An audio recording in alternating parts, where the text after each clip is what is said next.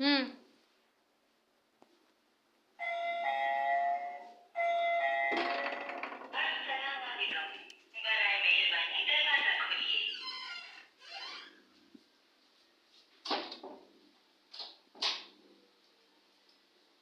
তো এখন এসে বললাম নামাজ শেষ।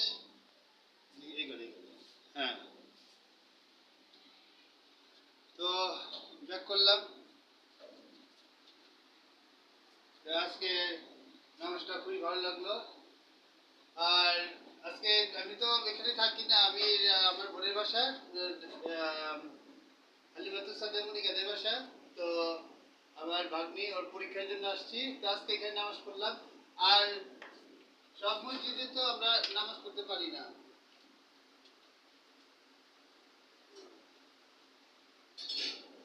সব মসজিদে তো আবার আমরা নামাজ পড়বো না, কারণ শুধুমাত্র আম, এটা আল্লাহর হুকুম।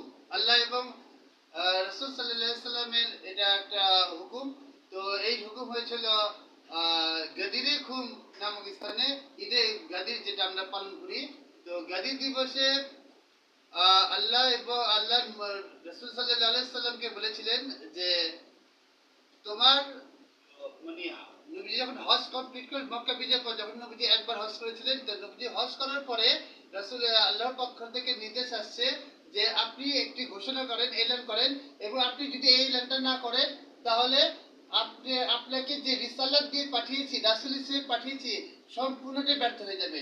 তখন নবীজির সাথে আল্লাহ কথা হয়েছে, এবং কথার মধ্যে আল্লাহ বলছেন আপনি যদি চলে আসতে চান, আপনার তো সময় শেষ, আপনি যদি আসতে চান, পর্দা নিতে চান, তাহলে আপনি আসতে পারেন। আর যদি আপনি বলেন যে না আমি আরো থাকতে চাই, আপনি চিরকাল থাকতে পারবেন। তো রাসূল সাল্লাল্লাহু আলাইহি সাল্লাম আমাদের দয়াল নবী, আর উনি পর্দা দিয়েছেন, উনি বলছেন যে না আমি আসতে চাই। সেই কারণে আল্লাহ পাক রব্বুল আলামিন আমাদের রাসূল পাক সাল্লাল্লাহু আলাইহি সাল্লামকে বলেছিলেন যে আপনার সমস্ত বেলায়েতের ক্ষমতা, সমস্ত পাওয়ার, সমস্ত আমার আল্লাহর পক্ষ থেকে আমি আমি যা দান করেছি আপনাকে, সমস্ত ক্ষমতা আপনার পরবর্তীতে একজন ওয়ারিসকে দিয়ে আসেন। তো আল্লাহর পক্ষ থেকে আল্লাহ একজনই নাম ঘোষণা করেছিলেন, যাকে আল্লাহ জুলফিকার তালুয়ার দান করেছিলেন, গিফট করেছিলেন, সে হলো আমাদের প্রাণপ্রিয় মৌলা আলী। তো সেখানেই আল্লাহ রাসূল সাল্লাল্লাহু আলাইহি সাল্লাম গাদি মক্কা থেকে আসার পরে সমস্ত হজ করার পরে সমস্ত হজবাসী হাজিদের, তখন নবীজির সাথে সমস্ত সাহাবীরা হজ করতে 1.5 লক্ষ সাহাবী হজ করছে। তো মতান্তরে আরো বেশি হতে পারে। তো সেই ক্ষেত্রে নবীজি এলান ঘোষণা করছে যারাই যে পথে চলে গেছে মক্কা থেকে, তারা গাদির নামক স্থানে এসে যাতে একসাথে জমায়েত হয়, আমি নবীর আদেশ। তো তখনই সমস্ত সাহাবীরা গাদির নামক স্থানে এক হয়েছে, এক হয়ে তখন দাঁড়িয়েছে, এবং তখন উটেরা উটেরা স্টেজ বানিয়ে ফেলছিল। নবীজির উটেরা তো বুঝতে পারে মানুষ এবং জিনের থেকে জীব জানোয়ারের সেই যে ক্ষমতা আছে সেটা তারা আগে থেকে বুঝতে পারে। তো তারপরে যখন রাসূলুল্লাহ সাল্লাল্লাহু আলাইহি ওয়াসাল্লাম হুকুম হলো, সব হযরত আবু বকর, হযরত ওসমান রাদিয়াল্লাহু আনহু, হযরত ওমর ফারুক রাদিয়াল্লাহু আনহু, এবং সবাই দাঁড়িয়েছিল, এবং 1 লক্ষ 1.5 লক্ষ সাহাবী সবাই ছিল। ওই সময় রাসূল সাল্লাল্লাহু আলাইহি সাল্লাম সেই উটেদের বানানো স্টেজের উপরে দাঁড়িয়ে বলেছিল, তোমরা আমাকে কি রাসূল হিসেবে মানো? হ্যাঁ, আপনারা সব সাহাবীরা হাত উঠে বলছিল আমরা আপনাকে রাসূল হিসেবে মানি। তোমরা কি আমরা সমস্ত কথা মানো? হ্যাঁ বলেছিল, হ্যাঁ আপনাকে আমি সমস্ত কথা মানি। সব তখন রাসূলুল্লাহ সাল্লাম বলেছেন, তোমরা কি আমাকে মৌলা মানো? মৌলা তো কি নেতা, সবার নেতা, মৌলা তো নেতা। তো তখন সমস্ত সাহাবীরা হাত উঠে বলছিল, হ্যাঁ রাসূলুল্লাহ আমরা আপনাকে মৌলা হিসেবে মানি। তখন রাসূলুল্লাহ সাল্লাল্লাহু আলাইহি সাল্লাম আমাদের প্রাণপ্রিয় নবী, আমাদের প্রাণপ্রিয় মৌলা মৌলা আলী আলাইহিস সালামকে নিয়ে এসে তার হাতটা ধরে এবং তাকে স্টেজে নিয়ে গেছেন, এবং যা বলছেন মান কুনতু মাওলাহু ফাহাজা আলীন মাওলা, আমি যার যার মৌলা, আলী আজকে থেকে তার মৌলা। নবীজি মৌলা আলীর হাত উঁচু করে দিয়েছিলেন, এবং নবীজি যখন হাতটা উঁচু করছিলেন তখন নবীজির জিহ্বা মোবারক থেকে তার হাতের বগলে যে নূর সেটা চমকাইছিল। তো সেখানেই মৌলা আলীকে মৌলা ঘোষণা করে দিয়েছে। সেটা মহান রাব্বুল আলামিন এবং রাসূলুল্লাহ সাল্লাল্লাহু আলাইহি ওয়াসাল্লাম উভয়ের আল্লাহর হুকুম আর রাসূলের হুকুম, দুজনের পরামর্শ, দুজন এই এক হয়ে মৌলা সমস্ত ক্ষমতা মৌলা আলীকে দিয়েছে। তো মৌলা আলীকে তখন হযরত আবু বকর রাদিয়াল্লাহু আনহু, হযরত ওসমান, হযরত ওমর ফারুক রাদিয়াল্লাহু আনহু এবং সমস্ত সাহাবীরা বাহ বাহ বলেছে এবং আবু বকর রাদিয়াল্লাহু আনহু, হযরত ওমর ফারুক রাদিয়াল্লাহু আনহু এবং হযরত ওসমান রাদিয়াল্লাহু আনহু সবাই স্টেজের উপরে এসে মৌলা আলীর সাথে গলা মিলেছে এবং বলছে, আলী আজকে থেকে তুমি আমাদের নেতা হয়ে গেলে। তো মৌলা আলী সবার নেতা। মৌলা নবীজির পরে স্থায়ী মৌলা এবং নবীজি কার কার মৌলা? নবীজি সেই আল্লাহ রাব্বুল আলামিন বলেছেন, আমার খোদার খোদাইতে সমস্ত আমি রাসূলকে দিয়ে দিয়েছি। নবীজি সর্বপ্রথম মৌলা হলো সমস্ত ফেরেশতা জাতির, সমস্ত জিন জাতির, সমস্ত মাখলুকাতের, আসমান জমিনে যত মাখলুকাত আছে, জমিনের তলদেশে যে যদি কোনো জীবাণু থাকে তার নবী এসে আমাদের মুহাম্মদ সাল্লাল্লাহু আলাইহি ওয়াসাল্লাম সমস্ত মাখলুকাত, সমস্ত মানুষের মৌলা হল আমাদের হযরত সাল্লাল্লাহু আলাইহি ওয়াসাল্লাম।